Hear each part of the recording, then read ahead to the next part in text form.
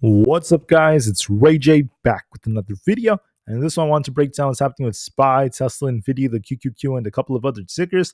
I'm also going to break down why tomorrow is going to be a big day as we have huge data coming out involving PPI, not to mention the big guy Jerome Powell giving a speech. But just know that I am not a financial planner, so take nothing I say as financial advice. And also, if you guys can, please check out my Moomoo link. If you deposit $100, you're guaranteed 5 free stocks. If you deposit $1,000, you're guaranteed 15 in total, not to mention an 8.1% APY on uninvested cash. The offer ends very soon, in just about 2 weeks from now. Anyways, now let's talk about what's happening with the markets. So right now, the market's very much just range bound. We got a crazy reaction to CPI. The market got a nice pump upon open. Then it dumped really, really hard. It dropped about 5 points almost as time went on. Then it rallied back up 5 points. Then it dumped back 4 points. So it's just going up, then down pretty hard, then back up really hard, then down. Just like a crazy, crazy boomerang, the market's just going back and forth. It's absolutely insane. We saw the whole market follow this path because of CPI. So now the question remains, what's going to happen with the data that's coming out tomorrow, and how is this going to affect us as well? That's why I want to talk more about the data first before I break down more details about these charts. So the first thing you want to know is the fact that the market's very mixed today. We saw a lot of these tech stocks a little bit more in the red. So we saw Nvda sell off because of the fact that there could be a supply disruption to chips. And then we also saw other stocks like Google slowing down, whereas Apple and Microsoft still held up and they were very, very flat. We saw finance kind of flat and the other sectors were more in the red. So very, very mixed markets with some red here and there. We saw also SPY closed in the green. The S&P 500 was slightly green. And the NASDAQ was a little bit more in the red. So was the QQQ. So very, very mixed markets. For tomorrow, we have some big stuff coming out. So we're starting off with the PPI data report that's coming out. We're expecting PPI month over month to be at about 0.2% with a slight increase, which is not that crazy. And by the way, PPI comes out at 8:30 a.m. Eastern Standard Time, 1 hour before the market opens tomorrow. We have all this data coming out. So anyways, PPI is supposed to be around 0.2%, a slight increase month over month for all items. Core PPI is expected to be around 0.2 to 0.3%, about the same as before. We have initial jobless claims. That's not as significant as PPI. Might cause some volatility. Core PPI year over year is expected to be around 2.8 to 3%, almost the same as before with a slight increase. And then PPI year over year, I think, is the most important metric. This is coming out, and we're going to be expecting a slight increase at about 2.2 to 2.3% overall. So what does this mean for the future? Just know this, guys. So CPI came out today, all right? When CPI came out, everything was as expected, but there is one thing that wasn't as great, and that's this.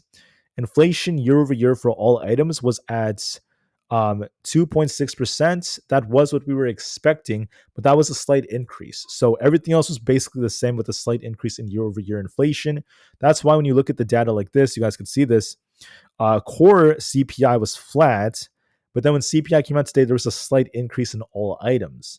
Now, this does not mean that CPI is coming back up. It's like dangerous. We have to wait a couple of reports to really confirm that. If this starts increasing again, that could be more negative. So we'll just have to wait and see. But just know that for now, okay, there was a slight increase in the data. This could suggest that tomorrow when PPI comes out, there might be a slight increase as well. So that makes me think that this might be aligned with expectations on a year-over-year basis. And that's why the market's expecting a slight increase. So we'll see how things end up going. As long as it's within expectations, the market could still pop a little bit, but then we'll see what happens as the day goes on.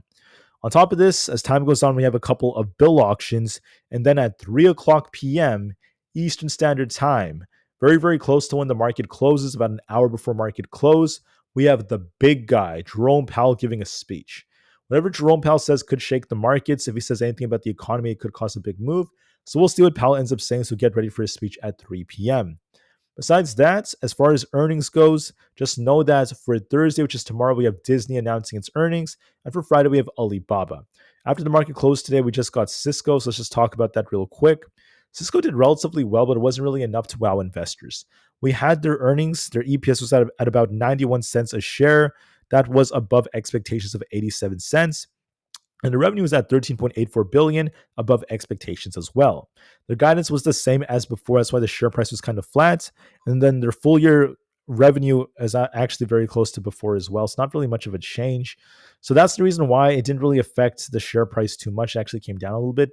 It did end up popping a bit, only to start dipping during the after hours. So unfortunately, earnings, even though they were decent, it wasn't really enough to wow investors, and the share price remains a little bit lower. So with that being said, what do I think is going to happen to the markets for tomorrow? What is my prediction for how these markets are going to be moving? Let's now talk about my predictions from this point on. So as far as SPY goes, I think that we're in a very, very interesting place. SPY is getting bought back up, especially since we saw this nice little push here. But the issue with SPY is the fact that as of right now, we're technically range bound. So what's happening to SPY is as we hit 599, we tend to get rejections, right? We hit 599 like right over here, got this rejection. Hit 599 right over here, rejected. Hit 599 right over here, rejected. Hit it again over here and rejected again and again and again. But as we hit these supports around 595, we do tend to get bought back up. So that's the range that we are in for the time being. But if you look at the last couple of days, SPY is making higher lows. So that could be a sign that this thing might try to push a little bit. I think the most likely possibility for SPY is this. I think that what's going to happen to SPY is we're going to be attempting to push after the PPI report comes out. Look for a little bit of a push back up towards that 599 area. Then we could dip a little bit as the day goes on to continue to trade sideways, just like how we did today, and retest the 597 area. So push the 599, then a small dip back down. And then we could attempt to push up higher. If Jerome Powell gives us a speech and he launches the markets afterwards, that could cause the market to start pushing higher and pushing to all-time highs. There is a possible head that's forming right over here. This is like a left shoulder. And this could be like a right shoulder that's about to form. So I hope you guys can see the symmetrical structure that could be developing. And that could suggest upsides a stronger possibility for SPY. So there could be a bounce coming, but I think it's going to hinge upon PPI and then Jerome Powell's speech. Powell's speech could be a big factor as well. My prediction for tomorrow is this, so make sure you watch the levels I just called out. SPY is technically range bound between 595 and 599 for now, but I think what's going to happen is we push up to 599 tomorrow morning. We dip back down to 597 or so. And if we hold this, we make a higher low rate over here, there's a possibility that SPY could get bought back up and continue to retest 599. And then when the big guy, Jerome Powell, starts his speech, he could launch the market higher. If he does cause a pump, we'll have to see about that. But the chart does look like it might pump because of him. So I think that's looking a little bit more probable. We'll have to wait and see just to be safe. So just keep that in mind.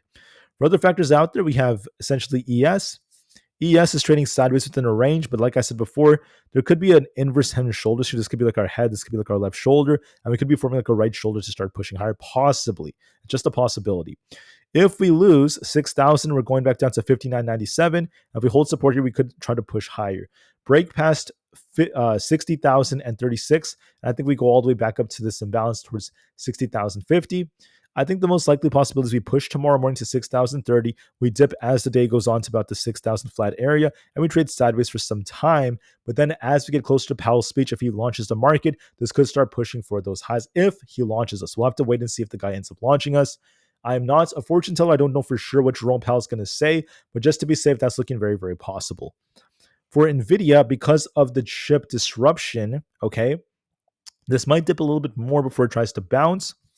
Look at resistance around 147 and look at support at 145. I think we may pop up and then start dipping back down towards the 145 area. So we might be retesting this low right here. So look for an attempt to retest it before it tries to bounce back up. But I think we could be curling and we may be attempting to see a little rebound.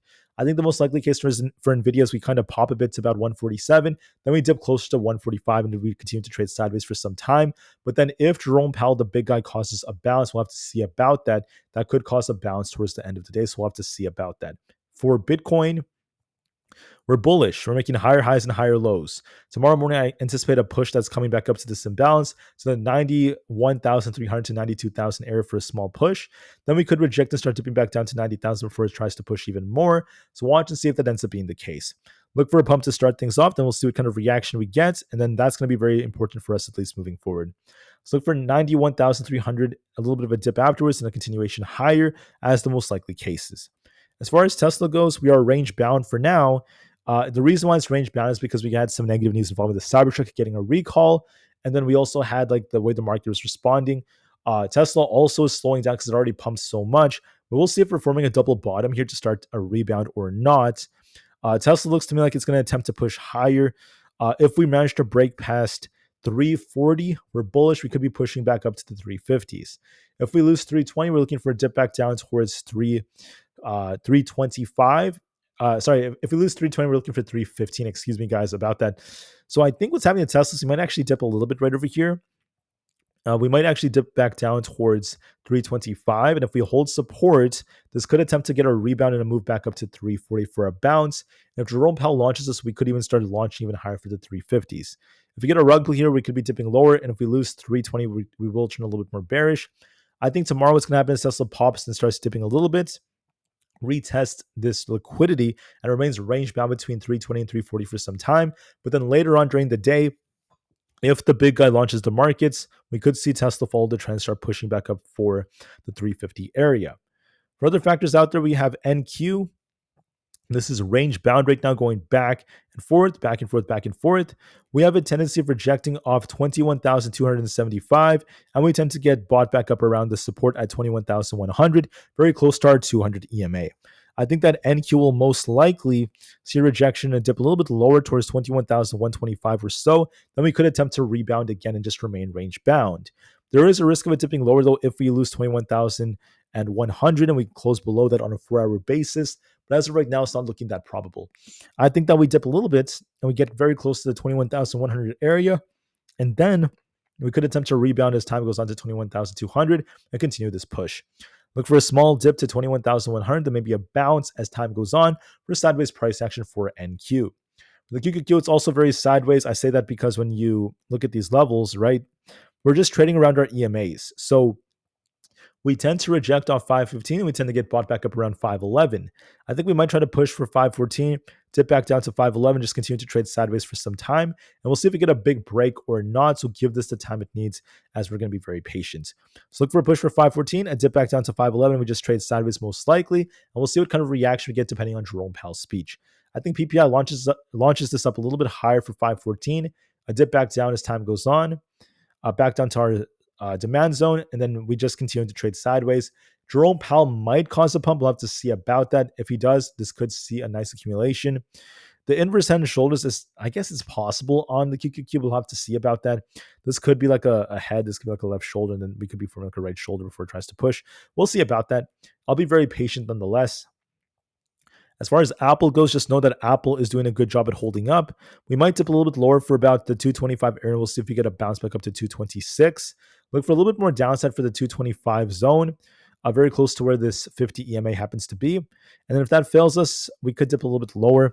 I presume it's going to be dipping just a little bit between 223.8 to 225 in that range for a small dip. And then we could be looking for a bounce back up on Apple as we are making higher lows here. So it might try to make another higher low and then try to bounce as the most likely possibility. We could even take a trend line like this on Apple and maybe draw out the support like this. Maybe it tries to ride this trend a little bit higher. And we could be forming like a nice little channel just like this. We might be seeing Apple attempt to just trade around this where we kind of like dip a bit and then we try to rebound it like I was just saying. So watch for that very carefully. For other tickers, I'm going to now zoom out and go to the 4-hour time frames just to give you guys a more meticulous amount of detail. So just know this. We essentially have a head and shoulders on NEO. There is a risk of it dipping lower. It may consolidate around the 4.5 area for some time, but it could be dipping lower if that fails. So just keep that in mind. For Netflix, we remain more bullish, especially as we approach the big boxing live event on Friday. If we end up breaking past 830 and we hold above that, we're looking for a potential target of 835 and eventually 840. If we lose 830, we're looking for a dip back down towards 825. I would say the chart's favoring upside for an attempt to get back up towards the 840 area. So I think this might attempt to push, so we'll just have to give this more time. As of right now, it looks more bullish. Might dip a little bit first to retest 825, then bounce, but there's no sign of rejection quite yet. And overall, it's holding up quite well. So for now, Netflix is bullish. We'll see what happens after next week, but for now, it's doing a good job. For Celsius or CELH, just know that we are making a higher low right here. We're going to likely dip tomorrow morning back down to our key fib retracement area around the 26.5 area. Then we could try to bounce off that and start pushing for the 28 area after that. So I see a dip and a bounce is the most likely possibility. A small dip here, then a bounce back up for 28. So I want to see if that ends up being the case. For Supermicro, we look a little bit more bearish. We have 22.8 as our resistance. If that breaks, we're going back up to about 25. If we continue to fall, we're looking for essentially 28 flat, not to mention, I'm sorry, not 28, sorry, 18 flat. Excuse me, guys. 18 is likely coming, followed by the 15 area. So I think we're going to be dipping closer to 18, if not 15, because of the fact that we have a chip disruption. This may dip a little bit more with Nvidia before it tries to bounce, so just keep that in mind. 18 is likely coming. Palantir looks more bullish. We have 62 as our resistance, 62.5 to 63 to be more precise. Our main support's around that 60 area, not to mention 58. I think we might push for the 62 area again before it starts to dip back down. I think we're just going to trade sideways for now between 60 and 62. I think we should continue this trend until we see a big reaction, but for now, just know that we're hitting some tough resistance and this might just continue to trade sideways. Look for a push for the 62.5 area, a little bit above that tomorrow morning. Then we might slow down as the day goes on, just continue to trade sideways as the most likely case. If Jerome Powell causes a big launch at the end of the day, though, this could start to break out. So we'll have to see about that. Just keep that in mind, please. For Rivian's in a very, very interesting trend right now. It pumped very nicely. Now it's starting to dip. So I think it might be retesting this previous resistance becoming support.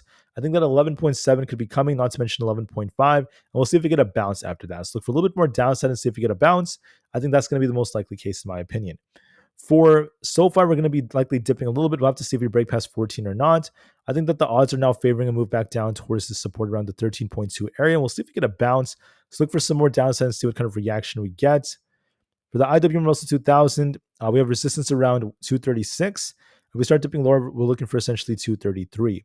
So if we don't reclaim 236, I think the IWM might be pushing down towards 233. And we'll see if we get a bounce after that. So look for a little bit more downside on the IWM, and we'll see what kind of reaction we get. So give this the time it needs.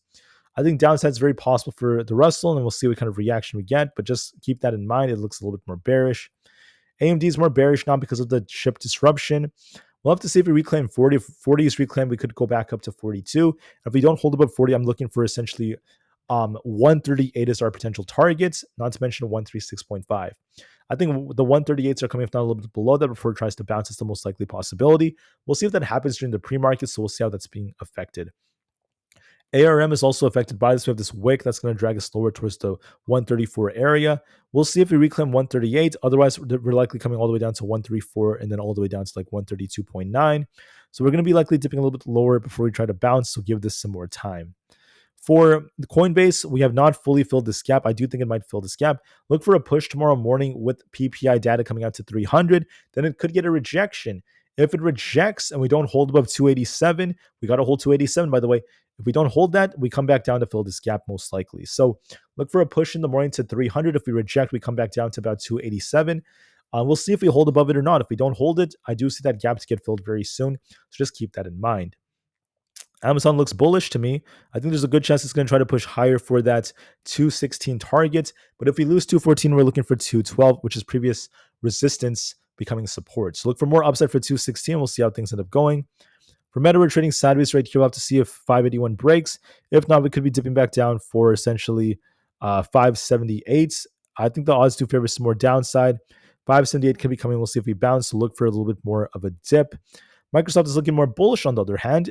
If we lose 425, we're going to be looking for 421. As long as we're above that, we are favoring 428. The chart's looking a little bit more bullish. It looks like it has kind of like a cup and handle. This is favoring 428 plus, and we have this imbalance up here to fill. If 428 breaks, I'm looking for 430, then 433 is our targets. This looks more bullish, so look for an attempt to push higher for potentially these highs right here, very close to 428, most likely. But that depends on PPI, of course. We'll just have to wait and see. Google looks a little weaker. We'll have to see if 180.5 holds. It's very close to our 20 EMA. If that holds, we could rebound for 182. If this rejects, we're going to be dipping back down for 179.5, then 178 below that. So I think that Google might be looking for a bearish divergence rejection back down to 178. Then we could try to bounce after that. So we'll see how things end up going. So just keep that in mind for Google. Might be a small dip that's coming. GameStop is trading kind of choppy right here. It's trying to hold above its 20 EMA. We could be pushing back down to 26 before it tries to rebound back up to 28. I think we're just range bound. For AMC, I think we're also trading sideways. We could be dipping back down to about 4.5 before it tries to rebound. So give this the time it needs. DJT is also trying to dip right over here. We have this imbalance down here taking us down to about 26.5. We might be dipping back down towards that area. So look for a little bit more downside on DJT. The VIX is looking a little bit more bearish, but it's not affecting the market as much. Will this get a bigger rejection after Powell's speech, or will it bounce? We'll have to wait and see. I think it depends on Jerome Powell. So keep that in mind. We also have this big gap on the VIX. This could get filled later on, maybe sometime next year. We'll have to see about that. Also keep that in mind. The 10-year remains more elevated. This could push higher, which tends to not be the best for the markets. Jerome Powell's speech may affect this, though, if we come back down to fill the gap or not. And the dollar is trying to push, but it's not really affecting the market either as much. So we'll just have to see how that ends up going. With that being said, guys, my view of the market is this. We look like we might try to pop in the morning, maybe slow down as the day goes on, just see some sideways price action.